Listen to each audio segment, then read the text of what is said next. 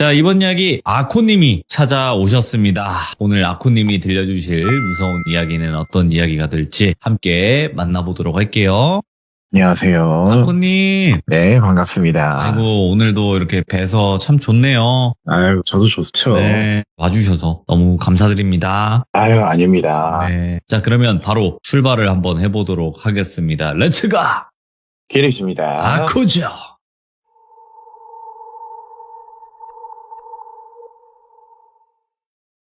오늘 사연은 제보 사연을 하나 준비했는데요.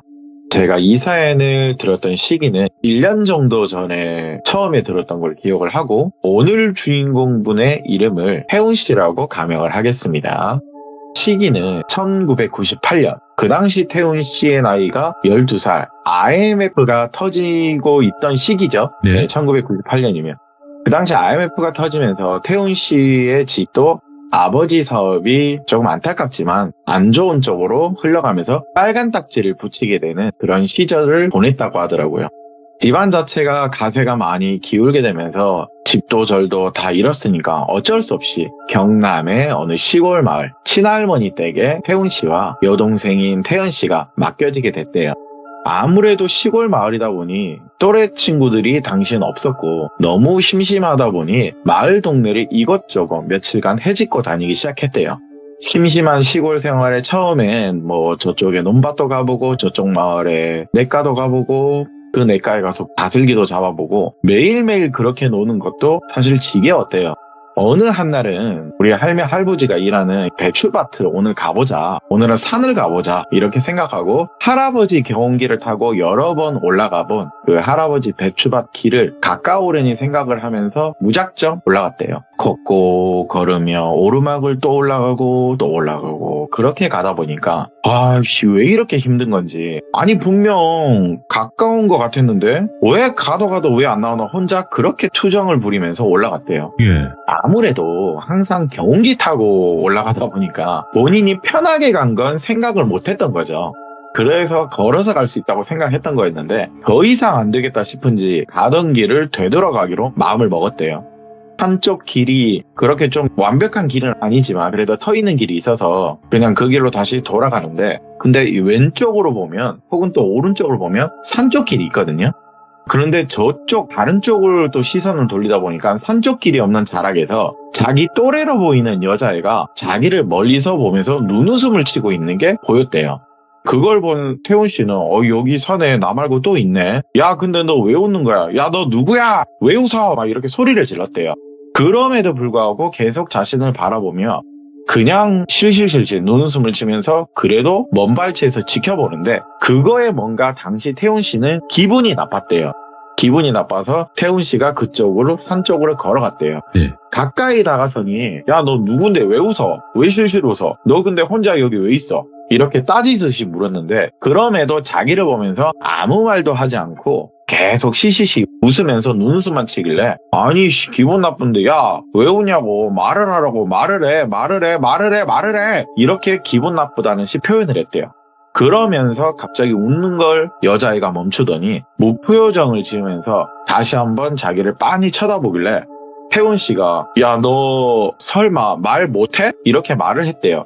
그 말에 그 여자애는 마치 대꾸를 하듯이 고개를 끄덕이면서 너 진짜 말 못하는 거야? 어디 아파? 나 TV 같은 데서 본 거 같은데 말 못하는 사람도 있다고 하는데 너 어디 아픈 애야? 그래서 말 못하는 거야? 이렇게 물어봤는데 예. 그 말에 그 여자애가 고개를 끄덕이면서 대꾸를 했대요. 아, 너 말 못하구나. 근데 너 여기 혼자 왜 있어? 너도 나처럼 산 올라가다가 여기 헤매고 있어? 이렇게 물어봤는데 역시나 여자애는 고개만 끄덕이면서 대꾸를 해주더래요. 그러면 너 나랑 같이 내려갈래? 너도 집 가는 거 아니야? 너 집 어디야? 물어보니 태훈 씨가 가는 길은 집으로 가야 돼 내려가야 되니까 그 방향일 줄 알았는데 오히려 그 여자애는 다른 쪽 방향을 산 쪽을 가리키면서 집 위치를 손으로 가리키더래요. 그 모습에 나랑 길이 다르구나.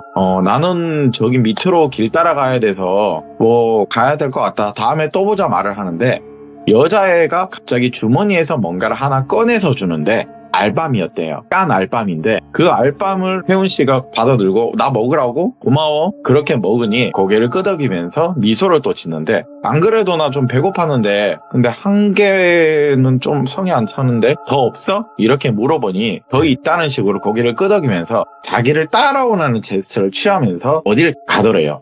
그 길 따라 여자애가 있는 산 쪽으로 그 방향을 따라가는데 거기에 도착한 쪽에는 감나무도 있었고 밤나무도 여럿 있었대요. 이걸 보더니 아 여기서 너 밤 까고 있었구나. 여기 감나무도 많네. 나 이거 나중에 내려가서 우리 동생 줘야 되겠다. 자기 옷을 봉지 삼아 떨어져 있는 단감도 줍고 밤도 줍고 그러면서 먹을 거를 줍기 시작했대요. 그걸 줍는 와중에도 옆에서 여자애는 미소를 지으면서 밤송이에 열린 밤을 심지어 까주고 있더래요.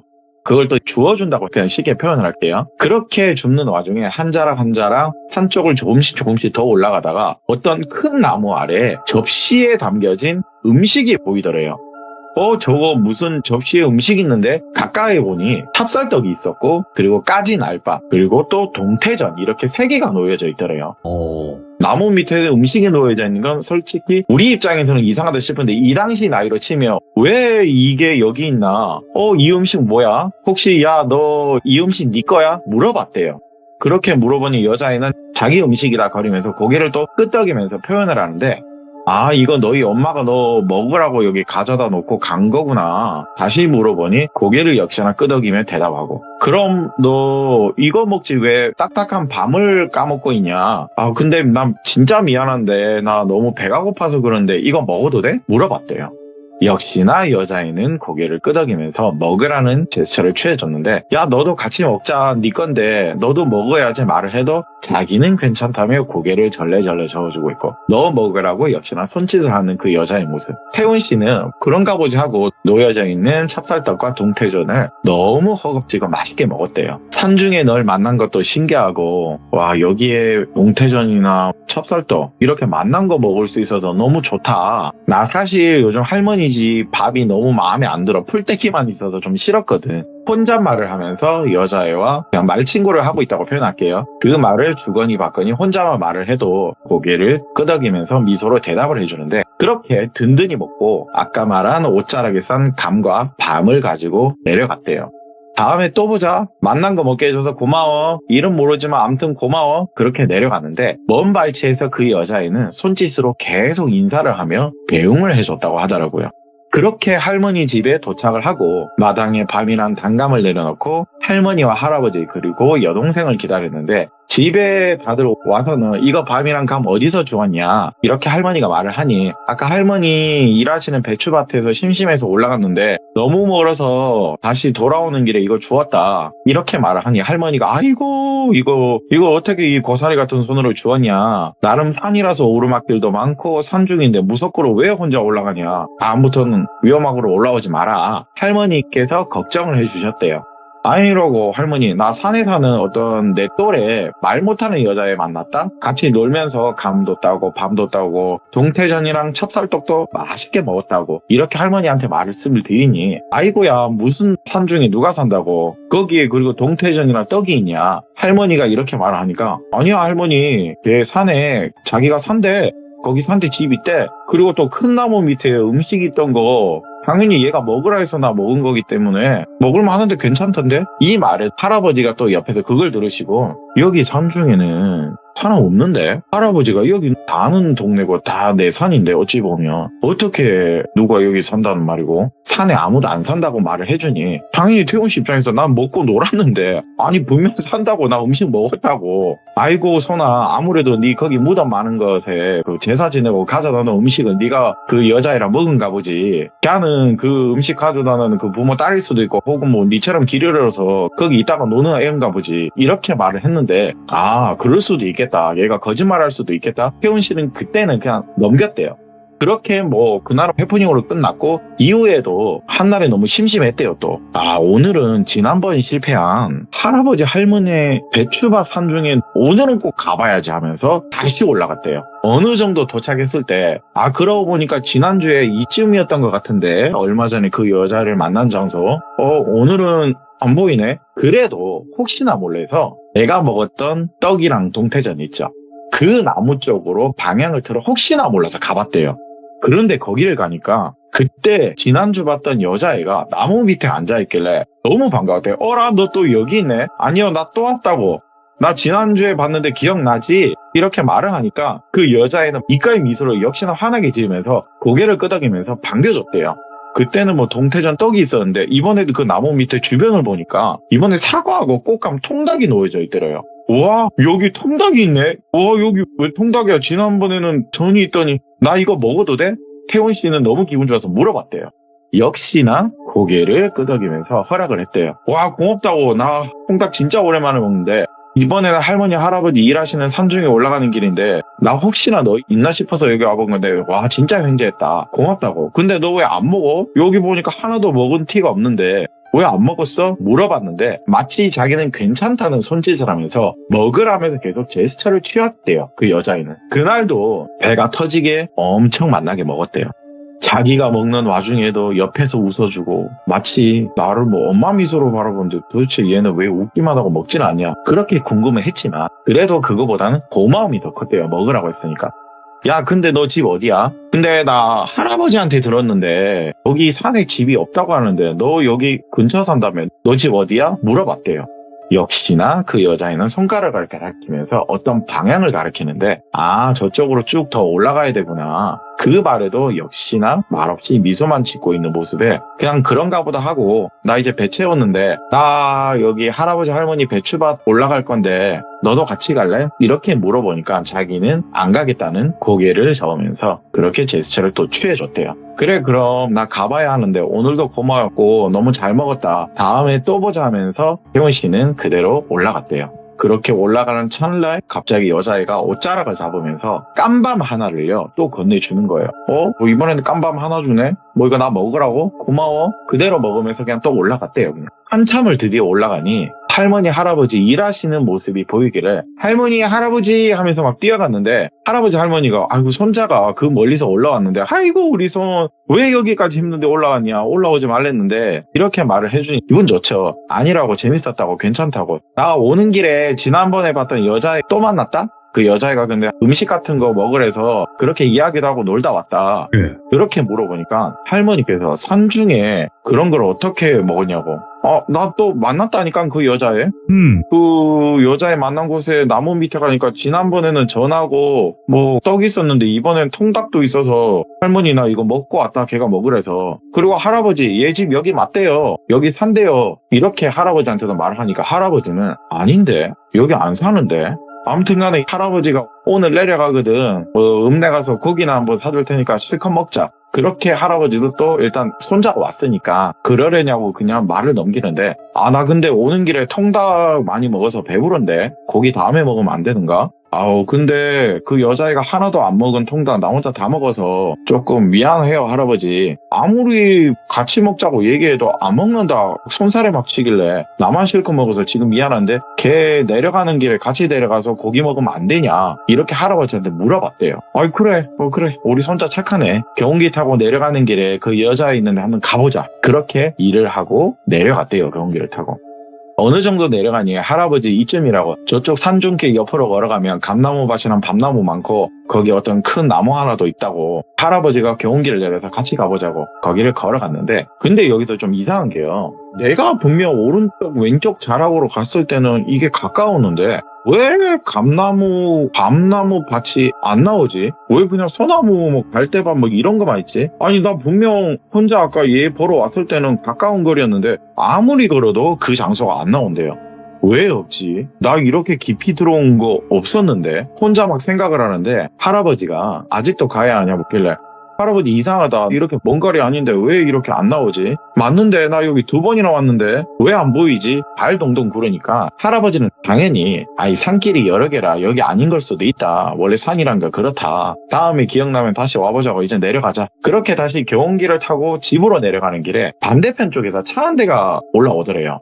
아무래도 산길은요 길이 좁기 때문에 한쪽이 좀 양보를 해줘야 돼요. 그러면서 할아버지가 경운기를 옆으로 세워줘서 지나가라고 손짓을 취해 주셨는데 거기 차 안에 보이는 어떤 아주머니 한 분의 모습이 태훈 씨 눈에 보였대요. 그걸 보고 할머니 저기 뒤에 아줌마랑 아까 내가 본 여자애랑 똑같이 생겼다 이렇게 말을 하니 아이고 그러냐, 그럼 저 집 딸인가 보네. 저 집 딸이 여기 놀다가 저분들 데리러 왔나 보네. 근데 저 사람은 여기 사는 사람 아닌데, 옷차림도 차도 그렇고 산중에 사람들의 차는 아니지, 이렇게 할머니가 말을 하시는데, 아닌데 할머니 분명 그 여자 여기 산다 그랬는데, 할머니 진짜 나 억울하다고 여기 산다고 그랬다고, 손가락 가리키면서 저기 산다 그랬다고. 아이 그럼 저기 있는 아줌마한테 물어보면 되지. 그럼 되지 않냐. 그래서 할머니가 손자가 자꾸 저러니까 물어봤대요. 저기 혹시 여기 산중에 새로 이사 와십니까? 물어보니까 아니라고. 저희 여기 산에 볼 일이 있어서 매주 한 번씩 시간 날 때 들리는 장소가 있어서 그런다고. 여기 사는 거 아니십니다 어르신. 이렇게 그 상대편 차주분들이 얘기를 해주시더래요.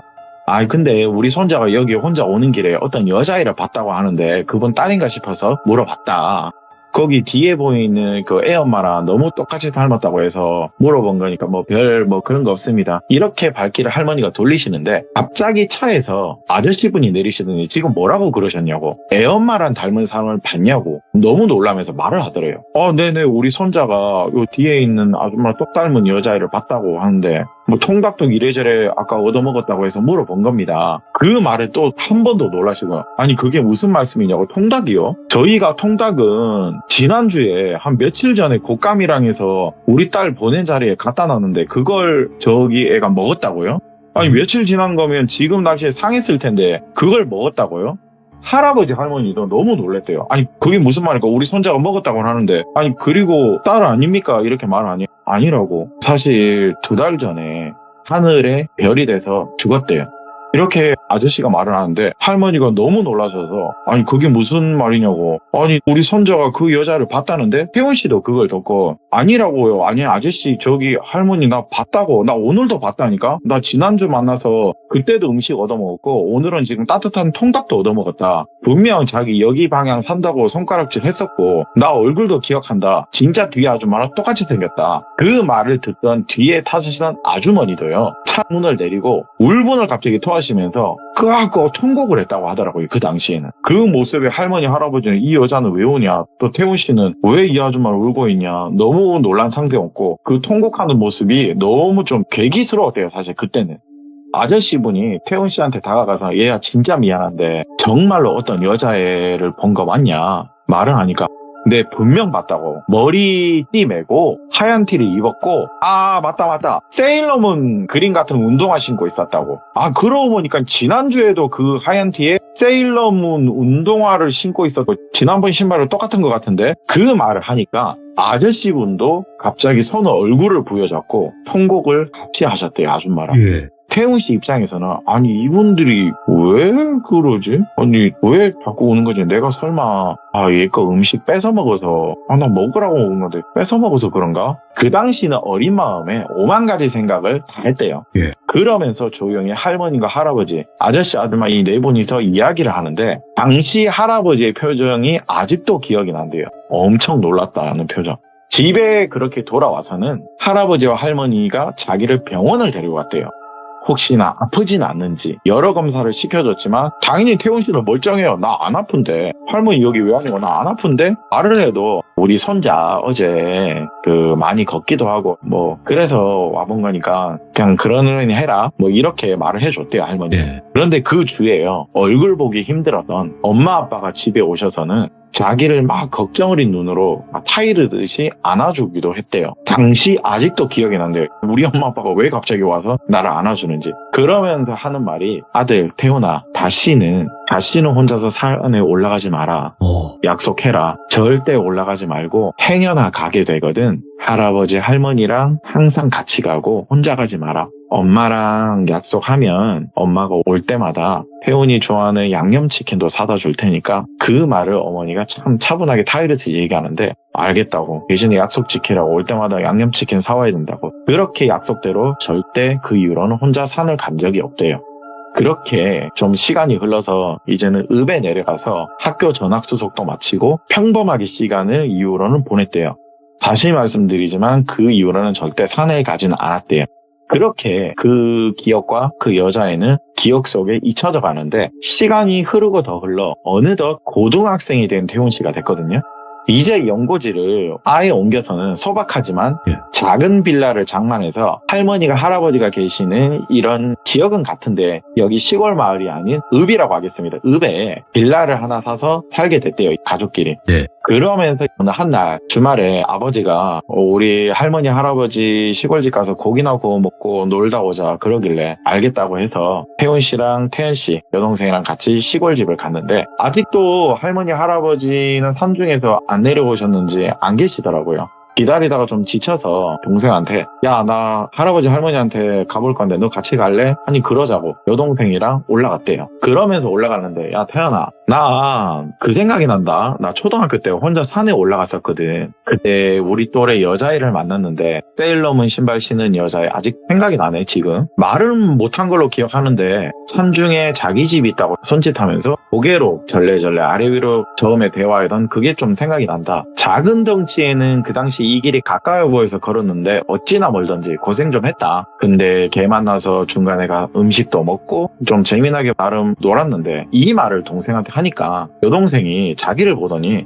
오빠야 혹시 오빠는 모를 것 같은데 나 근데 엄마랑 아빠가 예전에 나한테 했던 말이 나도 언뜻 기억난다. 지금 오빠가 이 말 하니까 그거랑 뭔가 연관이 있는 건가? 동생이 그러길래 태훈 씨는 그게 무슨 말이냐고. 그거랑 무슨 연관이냐고. 그게 뭔 말이야? 아니 오빠 여기 이제 우리 읍내 빌라에 지금 살고 있잖아. 거기 막 이사 올 때 오빠 기억나나? 오빠는 계속 엄마 아빠랑 자고 나는 오히려 혼자 방에서 잔 거. 기억난다고. 나는 뭐 혼자 자는 거 익숙하고 겁도 없어서 상관없는데 그런데 어린 마음에 있잖아. 오빠가 자꾸 엄마랑만 자려고. 혹은 반대로 엄마가 자꾸 오빠랑만 자려고 하길래 그게 좀 짜증이 났다. 편해하는 것 같아서. 그래서 나도 엄마랑 잘 거라고 아빠랑 잘 거라고 오빠 없을 때 울기도 하고 투정도 많이 부렸는데 그런데 어느 한날 내가 본 게 있다. 오빠를. 뭘 봤냐고. 오빠는 분명 기억 못할 건데 오빠 잠들면 자꾸 혼자서 헛소리를 잠결에 하더라. 알밤이 참 맛있네. 곶감이 다네. 통닭이 참 맛있고 따뜻하다. 맛있다. 아니 자는 사람이 혼자서 여러 반복하면서 그 말을 하더라. 자는 거 맞나? 아닌데 자는 거 맞는데 잠결에 혼자서 실실 또 웃으면서 그 말을 하는데 나는 오빠 진짜 잠꼬대인지 아니 안 자는 줄 알았다 그 당시. 그런데 오빠 눈을 보니까 지금으로 말하면 눈이 까디집해서 혼자 말을 하는데 내가 그거 무서워서 엄마한테 말을 하니까 엄마가 저거 보지 말라고. 엄마도 갑자기 나를 끊으면서 저거 보지 말라고. 그러면서 아빠는 또 오빠를 달래고 있고 예. 오빠는 울지도 않는데 왜 달래는지 모르고 지금 자고 있는데 왜 달래고 있는 거야. 그냥 혼자 말하고 있는데 내가 울면서 부모님들한테 나도 엄마 아빠랑 잘 거라고 승질을 내면서 투정을 부렸대요. 그런데 아빠가 뭐라 그러냐면 태연아 미안하다. 오빠 많이 자면 아프다. 아파서 그런 거다. 오빠가 잠들면 간혹 저렇게 많이 아픈 소리를 한다. 오빠가 많이 아프니까 오빠를 위해서 우리 태연이가 양보를 조금 해주면 아빠가 이번 주에 맛있는 것도 사주고 태연이 피카츄 인형도 사줄 테니까 조금 참을 수 있지? 그 말에 기분이 풀렸대요. 오빠는 모르지? 나 그렇게 아빠가 나 타일러줘서 나 그냥 뭐 편애라고 생각 안 하고 그냥 넘어왔다고. 오빠는 잠 깨니까 분명 기억 안 나지 말을 하니까 태훈 씨는요. 내가 그랬다고? 나 전혀 기억이 없는데? 그거 봐. 오빠 그랬다니까. 나 할머니 할아버지한테도 이거 말을 한 적 있다고. 예전에 할아버지 할머니는 오빠가 친구 산에서 누굴 잘못 만나서 저런 거니까 태연아 이해하라고 할머니 할아버지도 나한테 그랬다. 뭐 모든 가족이 다 이해하라고 하니까 뭐 인형도 사주고 먹을 거 사주고 이래서 그냥 넘어갔는데 지금 생각해보면 오빠 귀신 본 거 아닌가? 나는 지금 생각한다 이렇게 말하니까 웃으면서 동생인 태연 씨는 말을 하는데 그 말에 태훈 씨는 또 곰곰이 생각을 했대요. 나는 이걸 듣도 보다 못한 소리다. 할머니, 할아버지, 엄마, 아빠 나한테 그런 말 한 적도 없고 그리고 나는 잠결에 그런 무슨 아픈 행동, 헛소리 한 적도 없대요. 자기는 기억이 없죠 당연히. 그리고 귀신이라고 내가 봤던 애가?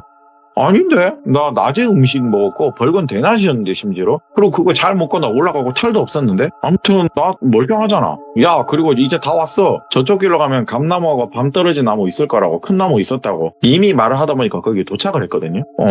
그래 온 김에 그러면 가보자 해서 결국에 그 장소를 또 갔대요. 드디어 몇 년 만에. 그 길 따라 여동생이 가보고 싶어서 갔는데 기억이 나더래요. 여기다. 여기 아직 감나무가 있네. 밤나무도 있네. 저기 큰 나무도 있네. 그런데 그 나무를 봤는데 이제는 어느 정도 아는 청소년 나이거든요. 그때 나이 19살이라고 했는데 그 당시는 작은 덩치 초등학생 몸이니까 그 나무를 보니까 왜 나무가 기울어져 있는지는 모르겠지만 아무튼 기울어져 있는 큰 나무가 아직도 있대요. 아, 나무가 기울어져 있어서 폭이 좀 커서 내가 크게 본 거였구나 혼자 생각하는데 여동생이 옆에 태연 씨가 오빠 어디서 그 여자애 봤냐고 또 여기 집 있었다며 그러면서 방향을 가리키는데요. 그 여자 여기 서서 저쪽 방향을 가리켰던 거 언뜻 기억난다. 이렇게 말을 하면서 그 방향을 여동생이랑 같이 보는데 여기서 태훈 씨가요. 그대로 기절 초풍하듯이 얼어버렸대요. 몇 분간 아무 말도 못한 채로 그 자리에 그대로 얼어버렸대요. 그 태연 씨 여동생은요. 아니 말을 안 해요. 왜 그래 표정. 왜 뭐 이러면서 그냥 묻는데도 그대로 몇 분간 정말 얼었대요. 왜 얼었냐고 저도 물어보고 그 태훈 씨가 말하는 게 자신이 가리킨 방향, 손가락 그 가리킨 방향에 거기에 지금 생각하면 기억을 되새기면 매화나무 한 그루가 보이긴 했대요. 멀리서. 그런데 그 나무 뒤에요. 여자애가 있대요. 분명 여자의 모습이 자기 눈에 분명 보였대요. 얼굴만 그대로. 얼굴은 분명 그 얼굴이었고 여전히 하얀색 티 그게 분명 보였대요. 왜 그걸 놀랬냐면 세월이 흘렀잖아요. 그때 내가 초등학교 5학년, 6학년이었는데 못해도 7년이 흘렸는데 나 지금 이렇게 큰 청소년이 됐는데 왜 그 여자의 모습은 아직도 저 모습인가? 하얀 티에 머리띠 그대로 그 모습이었대요. 그 모습을 보고 태원 씨는 그대로 얼어버렸대요. 여동생은 옆에서 왜 자꾸 말 대꾸도 안 하고 미쳤냐 이게 이러면서 욕을 하는데 너무 무서워서 그냥 뛰어갔대요. 할머니 할아버지 집으로 그냥 뛰어갔대요. 그 돌발적인 행동을 여동생은 오빠 미친다 이 새끼야 이러면서 저게 미쳤나 같이 가자고 같이 뛰어오는데 도착하자마자 엄마하고 아빠한테 그대로 말했대요. 엄마 말해보라고. 나 지금 또 봤다고. 나 초등학교 때 할머니 그 배추밭에 가는 길 나 그 여자애 또 봤다고. 지금 태연이랑 같이 가다가 그 장소 그냥 행여나 태연이가 가보자 해서 가봤는데 또 봤다고. 엄마 근데 말이 안 된다. 이게 절대 말이 될 수가 없다. 아니 나 이렇게 컸는데 그 여자애는 아직도 그 모습이더라. 나 이거 말이 안 된다고 생각한다. 왜 걔는 아직도 그 모습이고 이거 뭐냐고. 태연이한테 가는 길이 들었는데 내가 잠을 자면 간혹 헛소리 하면서 뭐 아프다는 소리 했다며 그것도 무슨 말이냐고. 당시 목소리를 높여 무조건 엄마한테 얘기하라고 말을 했대요. 어머니가 어쩔 수 없이 해주신 말씀이 있었대요. 그때 당시 경운기 타고 내려왔고 차에 내린 부부 기억나지? 그분들 통해서 할머니 할아버지가 너 때문에 이야기도 많이 했고 네가 본 여자애는 그분 딸 맞더라. 너랑 또래도 맞고 네가 산에 할머니 보러 갔을 때 그 딸은 이미 2-달 전에 사망을 해서 유골을 거기 선산에 뿌린 거였는데 나도 뒤에 듣기론 그렇다더라 태훈아. 그 집 아가 신병도 있었다 하더라. 신병도 있는데 그 여자애가 그걸 뭐 물려받았는데 뭐 요상한 소리가 좀 많다. 근데 어릴 때부터 태어날 때부터 몸이 허약해서 지병도 같이 있어서 말을 못했단다. 그런데 거기다 신병까지 달고 태어났으면 얼마나 암울하겠노. 윗대에 뭐 누가 무당 여자가 있는 건지 박수 남자가 있는 건지 그런 건 우리도 모르지만 뭐 용하디 용한 할머니 말씀 들어보니까 집이라 하던데 근데 하필 그 어린애가 말도 못하고 그 병 있는 애가 그걸 받았다 하더라. 자기 의사 표현하는 어느 정도 나이가 되니 수화도 배우기 전에 신병이 오니까 이 어린 아이 눈에는 뭔가 보이기 시작하더라. 애가 수화도 배우기 전에 말을 하고 싶은데 말을 못하고 공책으로 글을 써가면서 뭔가 보인다고 가족들한테 의사를 전달하고 그랬다는데 그렇게 좀 안타까운 상황 속에서 어느 한날 휴가철 맞아서 물 있고 산 있고 좋은데 놀러를 가족 휴가로 뭐 갔겠지. 거기를 가서 잠자고 그렇게 오는데 그 옆에 네가 본 그 아줌의 딸이 옆에 있어야 되는데 안 보인단다. 얼른 일어나서 찾으러 갔는데 아무리 찾고 난리 부르스를 지겨도 그 여자애가 당시 안 보였단다. 아니 그 옆에 있어야 될 여자가 없으니까 난리가 안 나겠나. 어린애가 말도 못 하는데 심지어 경찰에 신고도 하고 119도 당시 부르고 난리도 아니었대요 당시. 하루 내내 뒤지고 찾고 해서 도저히 못 찾겠다 싶어서 말한 대로 신병이 자꾸 기억이 나니까 신병이 왔다고 말해준 무당분들도 심지어 콜을 했대요. 와달라고. 그분을 급하게 모셔서 어디 있냐고 우리 딸 어디 있냐고 울분을 터며 찾아달라고 하는데 그 무당분은 고개를 절레절레 저으면서 아이고 하필 놀러와도 이런 곳에 놀러왔네요. 여기 생각보다 물길 사고가 꽤 많은 장소인데 장소를 잘못 골랐네요.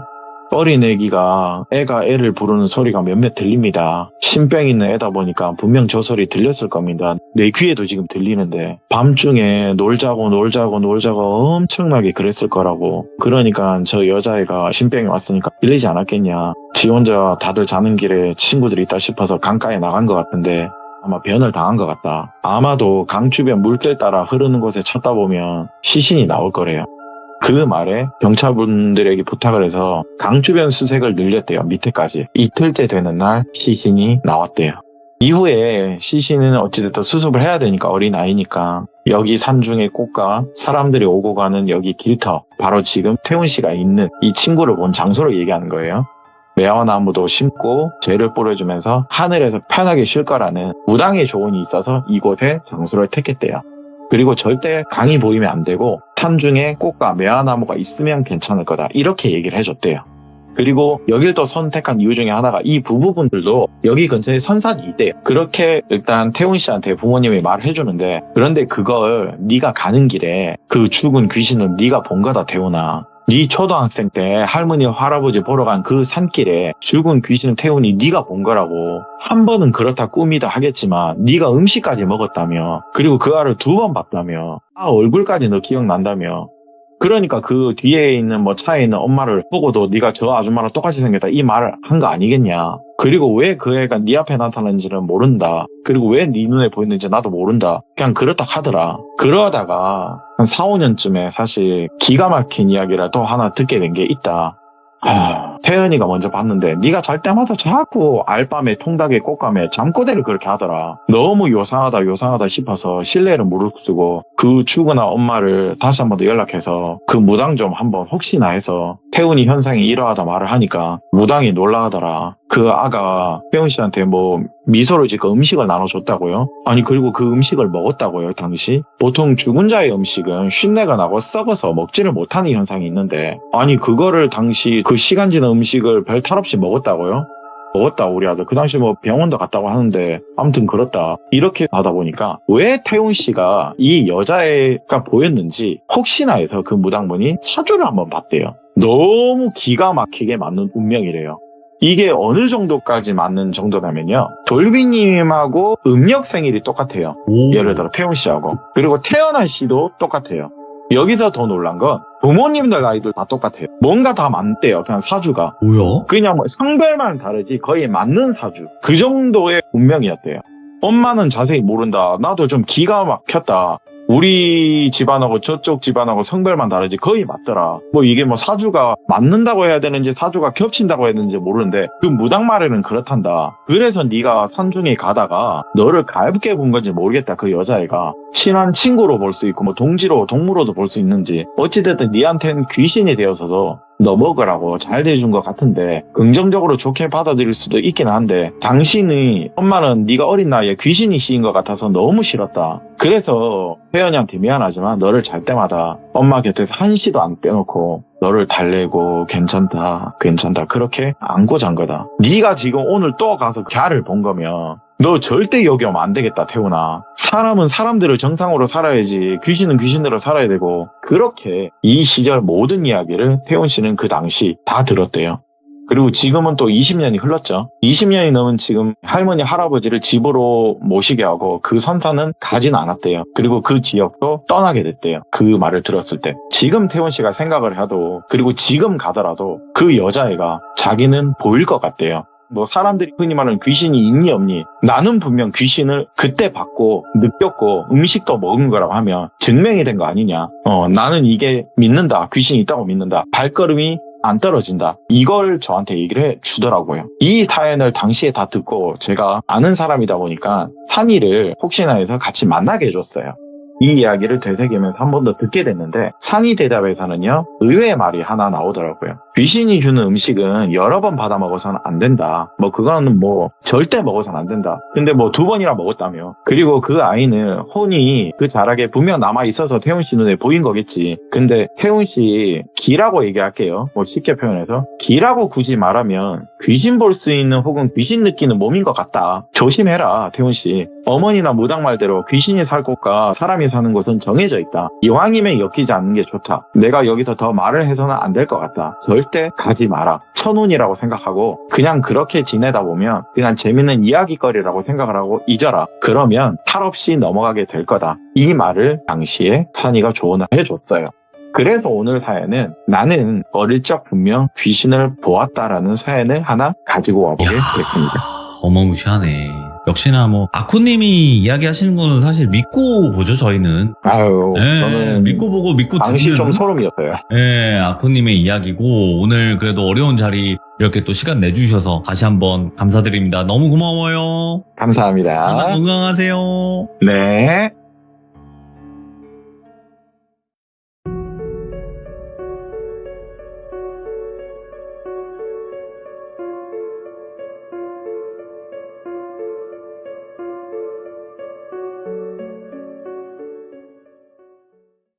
자, 이번 이야기는 시청자 아코님께서 굉장히 오랜만에 시들무에 방문을 해주셨고, 그동안 또 시들무에 참여를 못하신 이유가 분명히 있습니다. 어려운 시간을 이겨내고 다시 돌아오신 거기 때문에 많은 응원 부탁드리도록 할 거고요. 바로 만나보도록 할게요.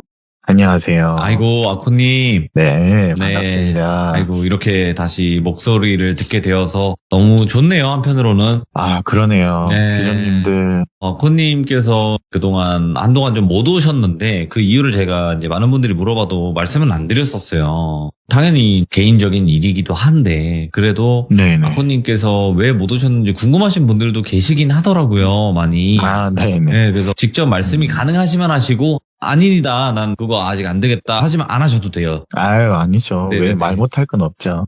제가 네. 아버지를 하늘의 별로 보내드리는 좀 안타까운 일이 네. 있었습니다. 지금 맞습니다. 제 마음속에 항상 자리하고 있는 아버지가 그립기도 한데, 이게 참 무속신앙으로도 엮여 있다는 소리도 얼마 전에 좀 이게 듣게 되었어요. 그래서 저희 어머니가 대노한 좀 일도 있었고, 물론 전 그렇다고 생각은 안 하지만 그래도 아버지가 좀 아프셔서 네. 그냥 저를 위해서, 저희 아들을 위해서, 그냥 아빠가 빨리 편히 쉬어서 우리 아들 걱정 안 끼쳐드린다 생각하고, 아이고, 참. 그렇게 반짝이는 별이 됐다고 그냥 생각합니다. 제가 감히 공감할 수는 없고요. 네, 저도 아직 그 상황을 겪은 게 아니기 때문에. 하지만 조금이나마 아코님께서 말씀하신 대로 아버님이 바라시는 건 그걸 테고. 그렇죠. 네. 그리고 멀지 않은 곳에서 항상 지켜봐 주실 거고, 지금 또 이쁜 아가도 있으니까 같이 지켜주실 거라고 저는 믿고요. 다시 한번 삼가 고인의 명복을 빕니다. 아유, 감사합니다. 규정님들도 감사드립니다. 아이고. 또 다시 한번 이렇게 돌아와 주셔서 감사드리고, 그래서 오늘 아코님의 이야기는 어떤 이야기를 시들무에 들고 와 주셨을지는 모르겠어요, 저는. 오늘은 네네. 오늘 주인공 분이 지금 듣고 계시거든요. 오, 예. 이 주인공 분이 좀 해줬으면 좋겠다. 급하게 어제 연락이 오셨어요. 왜냐면 최근까지도 저희가 연락을 개인적으로 이제 일이 연관이 좀 돼 있어서 네. 그 당시는 연관이 없었는데 요 근래 연락을 하다가 저희 아버님 장례식 때도 와주셨고 자기 사연을 마무리를 지어서 올렸으면 좋겠다. 네, 그걸 얘기를 하셔서 오늘 준비를 했습니다. 알겠습니다. 그러면 이야기 시작하도록 할게요.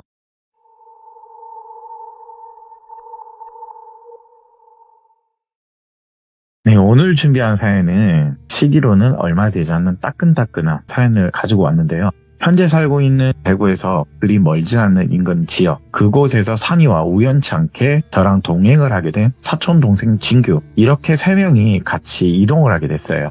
큰 구판, 다른 말로 지성기도라고 저희는 얘기도 하는데 그런 큰일이 하나 있어서 가게 되었는데 장소에 도착을 하니까 옛날 저희 할아버지 촌집, 시골 마을처럼 생긴 집이었고 앞에는 강이 흐르고 뒤로는 산을 끼며 과수원이 펼쳐져 있는 마을이었어요. 거길 도착하고 나서 실례합니다. 그렇게 말을 하고 그 집을 들어섰는데 저희가 제일 늦게 왔는데 이미 마당에는 많은 분들이 계시더라고요. 대략 10분 이상이 계셨는데 서로 간에 인사를 하고 저는 많이 봤으니까 몇 번 본 분도 계시고 네. 심오한 이야기들을 하면서 오늘 해야 할 일정을 얘기를 해 주시더라고요. 저랑 사촌동생 진규는 운전수 역할이다 보니까 보조도 아니죠. 그냥 운전수죠. 딱히 할 건 없어서 차에서 사온 김밥을 먹으면서 주변 산책도 나가고 조금씩 지루해지면 유튜브 돌비 공포 라디오를 들으면서 시간을 때우고 있었는데 제 사촌동생이 형, 근데 저기 안에서 뭐 하는 거냐 묻길래 뭐 너 형한테 말만 듣다 보니까 이런 거 보다 보니까 궁금하지 너도? 나 많이 궁금하다. 두근두근 거린다. 쉽게 말하면 TV에 나오는 국 같은 거 기억하지? 그런 거 비슷한 거 한다. 귀신을 부르는 건지 귀신을 쫓는 건지는 몰라도 믿거나 말거나 저기 안에서 오늘 그런 거 한다. 이렇게 간략하게 설명을 해주니까 자기도 그러면 같이 왔으니까 들어가서 구경해도 되냐? 그래 하고 와라. 형은 뭐 좀 지루하기도 하고 어깨도 아프고 그냥 가만히 서 있는 거 싫어서 보고 있을 테니까 뭐 이상한 거 있으면 전화해라. 네. 그러면서 저는 차에서 유튜브 우리 돌비님을 보고 있었거든요. 집안에서 북소리 같은 게 붕붕붕 나긴 하더라고요. 이거 엄청 크게 들리는데 한 번씩 크게 들리고 또 잠잠하다가 크게 들리고 뭐 이런 걸 하도 이제 여러 번 보다 보니까 동네 사람들이 하나둘 이 집으로 모여들기 시작하더라고요. 마을 잔치 뭐 구경거리가 된 것처럼 모여들었는데 제 사촌동생이 차문을 열고 들어오더니 형 무당으로 보이는 사람들이랑 형 친구 산이 형님이랑 무슨 108배 드리는 것처럼 어떤 무슨 포대자루에 절만 계속한다 이러는 거예요. 자기는 안에 뭐가 들어있는지는 모르겠고 그냥 자루 안에 뭐 계속 절하는데 나 궁금해 죽겠는데 저 포대자루에 뭐가 들었길래 절만 하냐? 그리고 옆에 뭐 무당분들 보조로 보이는 사람들 바라지분들이죠. 옆에서 북을 막 치고 있고 자기들끼리 뭐 생쇼를 하고 있는데 그런데 거기 가운데 보니까 어떤 예쁜 여성분도 계시더라. 근데 그분은 포대자루 뒤에서 의자에 앉아서 눈을 감고 누군가를 전화를 걸어서 포대자루 앞에 놔두고 그러고 있더라. 뭐 그게 무슨 소리냐? 아니 말 그대로 그냥 포대자루 앞에서 의자에 앉아서 스피커폰으로 누구랑 통화하면서 앉아있다. 뭐 그분이 주인공 같은데? 근데 주변에 북을 치면서 시끄러운데 통화 노머 소리에 뭐가 들린다. 그게 무슨 소리냐? 통화 소리가 들린다고. 스피커폰이다 보니까 어떤 사람의 목소리가 들려. 어찌나 크게 막 사과를 하는 말투로 뭐 죄송합니다. 형님 막 이런 소리가 나는데 내가 계속 집중해서 듣다 보니까 형님 죄송합니다. 진짜 죄송합니다. 제가 축을 찌르주었고 정말 죄송합니다. 정말 죄송합니다. 통화 넘어 스피커폰에 그게 들리더라. 이런 식으로 들리는데 그런데 그거에 동요도 없다. 그 여성분은. 그리고 형 친구들이나 주변 무속인 분들도 계속 절만 하고 북만 치고 있다. 사촌동생이 저한테 그런 말 해주니까요. 벌써 저는 눈치챈 게 있었거든요. 그날이 왔구나. 제가 이런 식의 급한 비스무리한 걸 여러 번 봤잖아요. 돌비님 사연에도 제가 많이 풀었고 그러려니 그냥 하고 있었어요. 저는 제 동생은 당연히 이런 걸 처음 보니까 와 이런 걸 봤는데도 형은 막 동요도 안 하네. 오호. 나는 지금 두근거리고 재밌는데 철랑철랑 거리고 있어요 얘는. 그럼 더 구경이라도 형이랑 하러 갈까? 저도 차를 나와서 들어가려고 했는데 근데 어떤 아저씨가요. 아저씨도 아니에요. 저보다는 조금 7, 8살 많아 보이는데 저기요 하면서 저를 부르더라고요. 깔끔한 옷차림에 정장을 입으신 분이 혹시 저기 죄송한데 저기 안에서 국 같은 거 뭐 하는 거 맞으시냐 저한테 묻길래 네 저도 들어가 보려고 하는데 아마 그런 거 하려는 것 같다고. 혹시 저기 안에 국판의 주제 같은 게 뭔지 아냐 되게 조심스럽게 저한테 묻더라고요. 사실 저는 대략은 알고 있었는데 아는 척하기 싫어서 저도 모른다고 했거든요.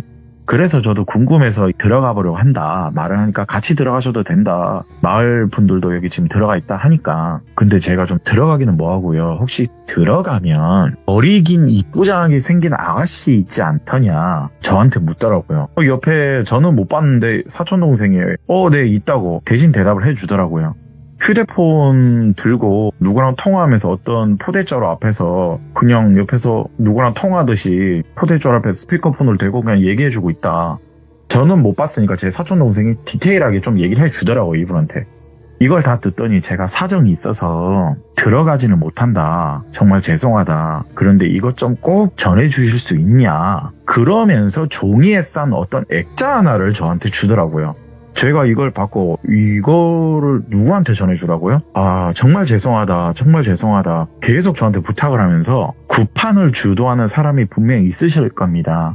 아마 전해주시면 아실 겁니다. 계속 공손하게 부탁을 하시더라고요. 일단은 제가 알겠다고 제가 들고 들어가서 지금 산이는 여기서 뭘 주도하면서 절을 하고 있었거든요. 네. 그런데 이거를 주체로 주도하시던 태백산의 법사님이 계세요. 저희 산에도 많이 등장하시는데 이분한테 제가 법사님 불러서 어떤 분이 이걸 전해주라는데요. 산이 지금 저러고 있어서 제가 말은 못하는데 법사님 이거 어떡할까요? 어떤 분이 전해주는데 제가 얘기를 했어요. 그런데 법사님이 이 액자를 받으시더니 이 뭐야 이거? 이 냄새가 왜 이래? 뭐야 이거? 코를 막으시면서 한 손을 잡고 계속 찡하게 표정이 안 좋으셨어요. 아니 저는 냄새가 안 나는데요? 뭐야 이거? 그러면서 거칠게 종이를 뜯어버렸거든요. 법사님이 깜짝 놀라시더니 아니 이게 이거 왜 있어 이거? 이거 뭐야 이거? 이런 식으로 너무 당황하셨어요. 아니 저기 자루 안에 있는 거 저기 있는데 이건 뭐야 이거? 정말 딱 이 말 드셨어요. 오히려 더 목소리가 컸고 욕도 하셨어요. 사실 온갖 쌍욕을 퍼부으면서 이 뭐야 이러면서 혼잣말로 막 욕을 하는데 이거 준 사람 어디냐고 청가 아코총 어디냐고 일단 이거 주고 밖에 있는데 다행히 제 사촌동생이 막 뛰어가서 그분을 잡았어요. 불러 세워서 법사님께서도 뒤에서 천천히 오시면서 어이 보소 이거 왜 당신한테 있는 거냐고 이걸 여기다 갖다 놓으라고 전해주냐고 이거 누가 가지고 왔어 이렇게 얘기를 하시는 거예요. 그런데 그 정장 입은 분이 고개를 숙이면서 정말 죄송하다고 또 공손하게 계속 사죄하듯이 얘기를 하는 거예요. 저는 시키는 대로 하는 거라서 이렇게 신뢰를 무릅쓰고 전달만 하고 갈랬는데 죄송합니다. 정말 죄송합니다. 그런데 이걸 듣자마자 법사님도 아이 됐고 이게 왜 당신한테 있는 거냐고 저기 안에 지금 기도드리고 있는 거 판버리고 있는 거 안 보이냐고 이거 뭐야 이거 그럼 묻는 말에 대답이나 해 계속 따지면서 물으시길래 그 남자분이 말을 해 주셨거든요.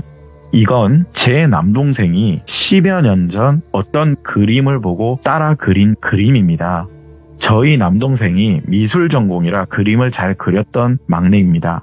근데 그림을 다 그리지 못한 채로 동생이 불의의 사고로 사망을 했는데 동생이 죽고 나서 시간이 좀 흘러 저희 어머니가 이 그림을 완성을 시켰대요. 저희 어머니도 그림을 잘 그리십니다. 저희 어머니가 동양화 박사셔서 그림 관련해서도 전문가이시고 그리고 이 그림을 완성시키고는 저희 어머니 작업실에 걸려 있습니다. 이 말을 하시더라고요. 시간이 좀 흐른 뒤에 그런데 문제가 생겼다. 갑자기 저희 엄마가 식은땀을 흘리시고 불면증에 한 번씩 시달리셨는데 왜 그러냐 엄마 몸이 왜 이렇게 좀 안 좋아 보이냐 표정도 안 좋아 보이냐 이렇게 물어보니까 저희 엄마 꿈에서 돌아가신 할머님이 자꾸 나오신대요. 근데 간혹 극에 달한 분노로 크게 욕도 하시며 여러 말을 표출을 하셨다는데 좀 간추려서 얘기를 하자면 새아가 정신 단디 챙기라. 그날이 오면 이걸 살던 장소에 돌려놔야 된다. 제발 돌려놔라. 말은 제가 순한했지만 그 당시 들었을 때는 역시나 욕이 살벌했어요. 이런 꿈을 어머니가 여러 번 꾸셨다. 돌아가신 시어머니, 저한테는 친할머니죠. 아니 왜 돌아가신 할머니가 자꾸 꿈에 나오냐 혹은 간혹 꿈에 나오냐. 그리고 엄마 할머니가 말을 하는 게 그게 무슨 소리냐. 돌려놓으라니. 할머니가 왜 대노를 하시며 욕까지 하시며 꿈에 계속 나오시냐. 반복을 해도 어머니는 대꾸를 안 하셨대요.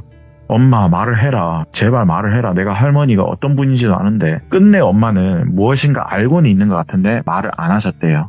그러다가 5년 정도 지났대요. 네. 어머니께서 어느 날 저만 조용히 불러서 서류 봉투 하나를 건네면서 보라고 해서 열어봤거든요. 거기에는 여기 집 현재 있는 주소 그리고 어떤 여성분의 사진 8장 그리고 연락처가 몇 개 적혀 있었대요.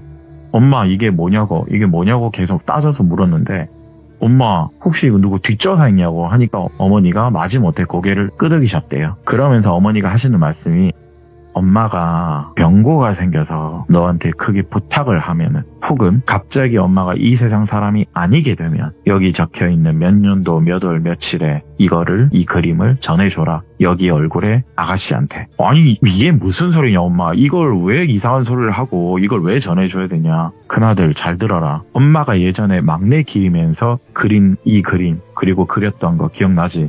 기억나죠. 그거 엄마가 작업실에 포장해놔서 놨다. 거기 이름도 우리 막내 아들 적어놨다. 찾기는 쉬울 거라고. 그걸 꼭 전해줘야 된다. 제발 내 말 단디 들어라. 제발 그 주소에 적힌 집에 꼭 갖다 놓기만 해도 된다.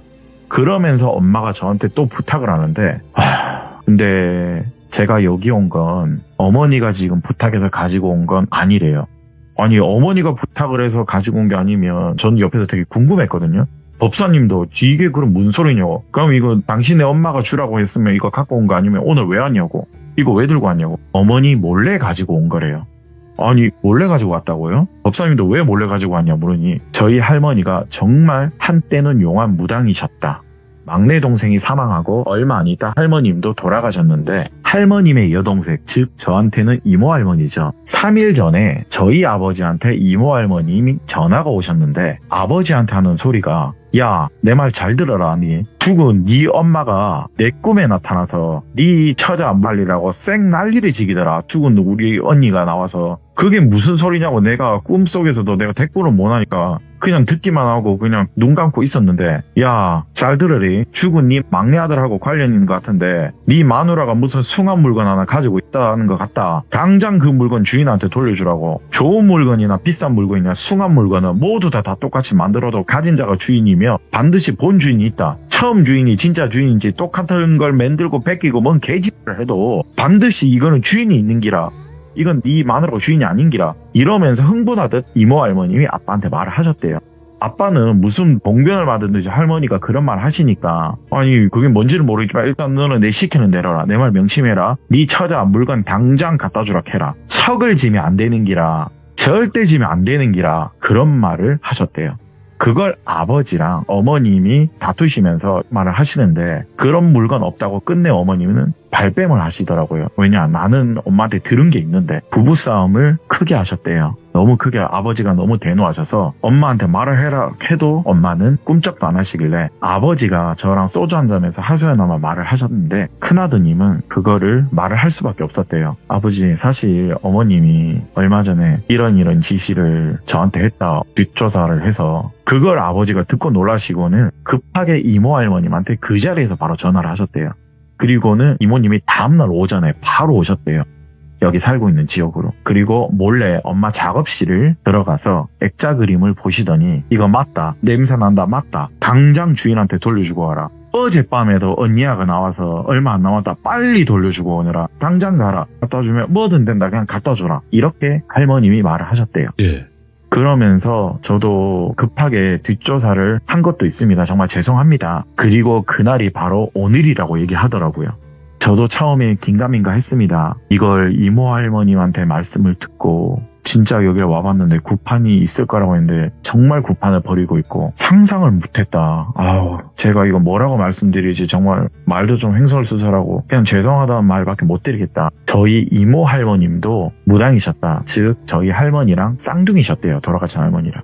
같은 신을 모신지는 모르겠대요. 그런데 왜 돌아가신 할머니가 우리 이모 할머님한테 그렇게 나오셨는지는 저도 의문이고 어쩔 수 없이 이렇게 신뢰를 무릅쓰고 오게 됐습니다. 정말 죄송합니다 라면서 그림을 전해주시는데 아마 할머니 말씀대로 주인이 여기 같고 돌려드려야 될 것 같다. 그렇게 말을 하시는데 네. 저랑 옆에 법사님이 이걸 듣고 있잖아요. 제 사촌동생도 듣고 있고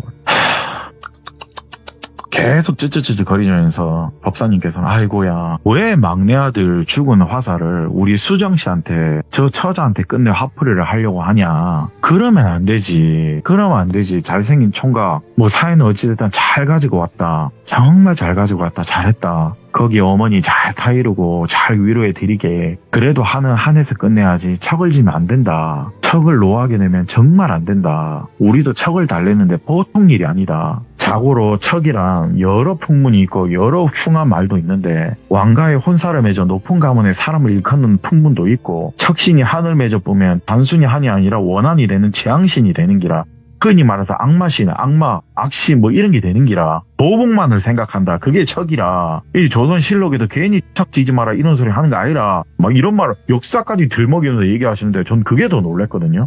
아니 뭔데 무슨 척이 그러냐. 그러면서 뭐 여기 악고총각은 뭐 옆에 듣고 있지만 말란가 모르겠는데 저 집에 저기 아가씨 오랜 세월 지금 저 척 때문에 나름 고생 아닌 고생이고 저기 삼촌이라는 사람도 고생하고 있다. 어찌 됐든 간에 좋은 신이건 나쁜 신이건 사람이 살 곳이 있고 죽은 자가 살 곳이 있고 신이 살 곳이 있는 기라. 같이 있으면 안 된다. 그걸 오늘 내서야 저 집에서 오랜 마침표를 찍으려 하는데 다시금 또 물거품이 될 뻔했다. 총각 진짜 고맙소. 얼마나 우리가 이것 때문에 신경 많이 쓴지 모른다. 다시 말하지만 집에 가거든 어머니 잘 달래드리고 저 막내 아들이 다시 오지는 않을 기다. 하지만 위로가 생명이다. 그러시면서 보냈는데 이 액자 그림을 들면서 제가 곰곰이 생각을 했었어요. 아, 벌써 그날이 왔구나. 법사님 이거 어떻게 해야 될까요? 말을 하니까 아이고야 아코총각 미안허이 또 이렇게 요상하게 엮였네. 내가 예부터 아코총각 관상을 보면서 느낀 게 내가 말한 거 기억나지? 아, 알죠. 친구 잘 만난 걸 수도 있고 잘못 만난 거라도 할 수 있는데 아코총각도 살면서 별의별 요상을 다 겪었을 거라고. 네, 안다. 그 팔자로 보이기도 한다. 그 말씀을 법사님이 또 저한테 하셨는데 저는 항상 뭐 인생의 장난이 좀 심하니까 인생이 무료한 것보다 차라리 이런 게 더 재밌네요. 저는 괜찮습니다. 맞장구 쳐주니까 제 등을 허닥여는 주시더라고요.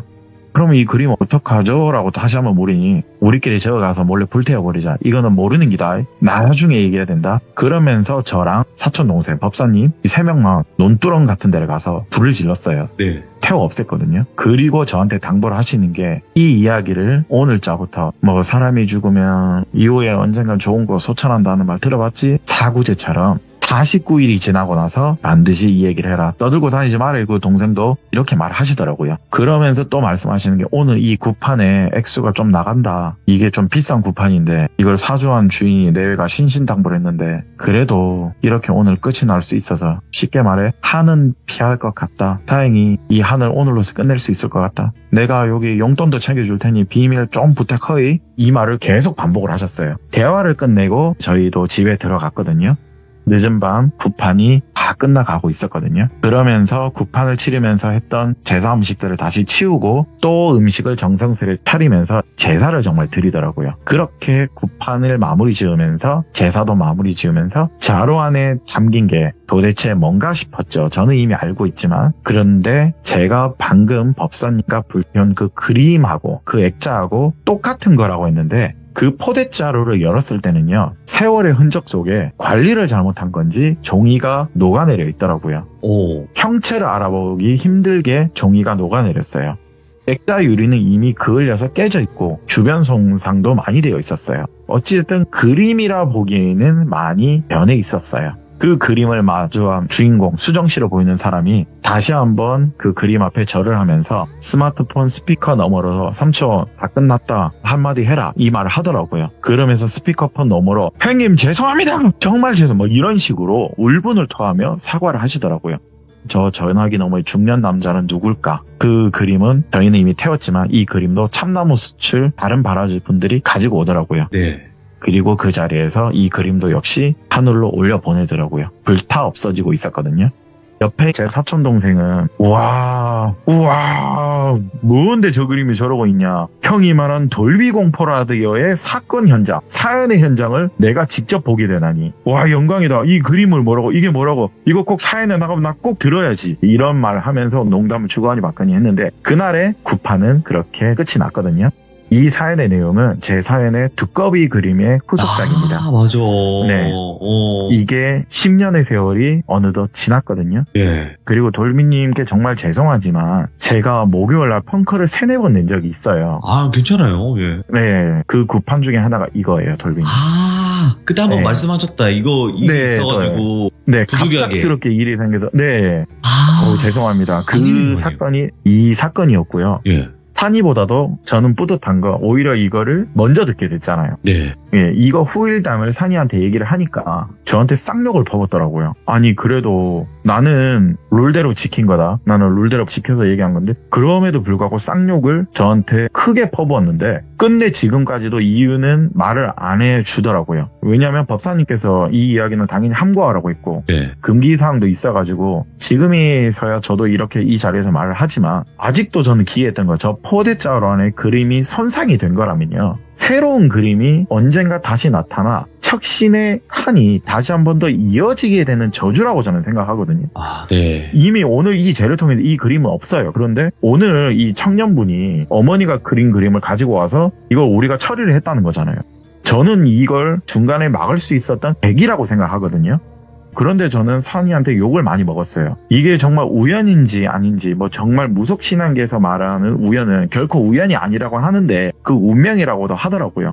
이 말이 현실에 와닿아서 그 당시는 저 또한 소름이 많이 돋았거든요. 그리고 이 안타까운 사연이 하나 있긴 있어요. 이 두꺼비 그림 사연을 들으신 분은 아마 아실 거라고 또 이해가 되실 거라고 생각하는데, 일단은 삼촌분께서, 이 원래 주인공은 삼촌분이세요. 이 척신의 계기가 된 것. 삼촌분께서 멀리, 그 당시 법사님이라고 하더라고요. 수십 년 전. 법사님께서 삼촌분께 멀리 떠나라고 했던 게 인도네시아 발리예요. 그리고 친구분들도 떠나라고 했는데 그거 당연히 그냥 넘긴 친구들이 다 사망을 했거든요.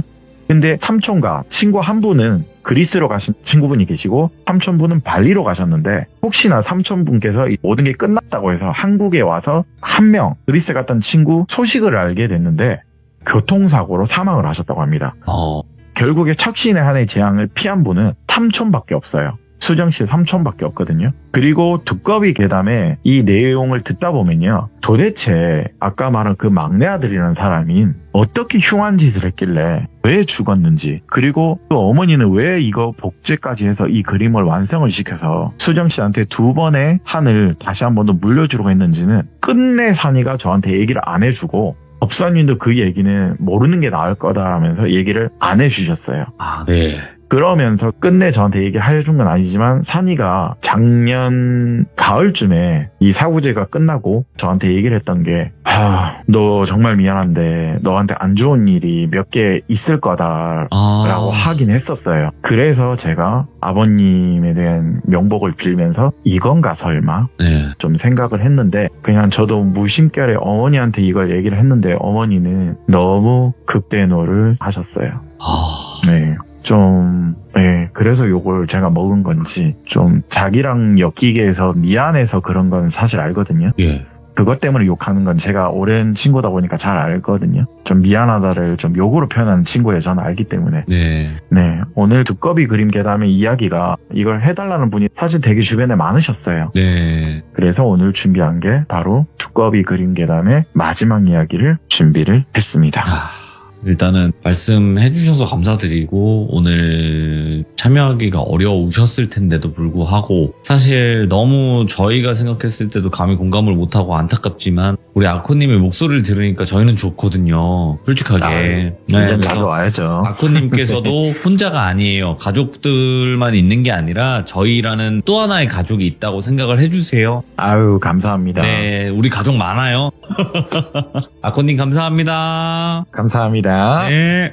아코님이 한동안 못 오셨던 이유는 아버님께서 이제 하늘로 올라가셔서 영면을 하시게 됐습니다. 그래서 그동안 좀 추스릴 시간도 필요했고 또 장례 기간도 있었고 여러 가지 많은 일들이 있었는데요. 이제 벌써 49일 거의 4구제가 지나가고 있는데 오늘 아코님께서 이렇게 다시 와주신 것만으로도 너무 감사드리고 다시 한번 또 삼가 고인의 명복을 비는 그런 자리가 되었으면 좋겠습니다.